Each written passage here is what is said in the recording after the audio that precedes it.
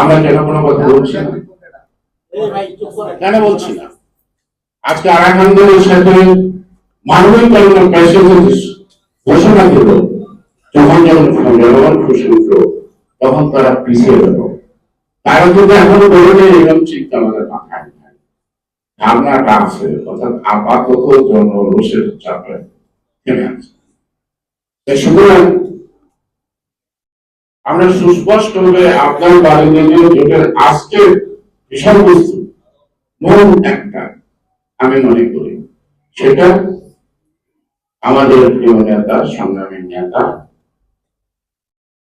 বিদেশে বসে একটা সফল আন্দোলন করা যায়, একটা সরকার পতন ঘটানো যায়, আর সব লোক থেকে এক ঐক্যবদ্ধ করা যায়, এটা করে তিনি প্রমাণ করেছেন।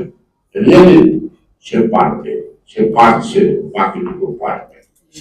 এই বাকিটুকু না পারার জন্য তো বাধা থাকতে পারে, দেশে অন্তত এই বাকিটুকু সারতে বেশি সময় লাগবে না।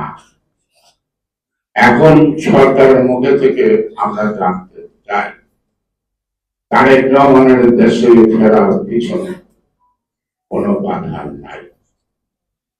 আমরা সরকারি ভাবে ঘোষণা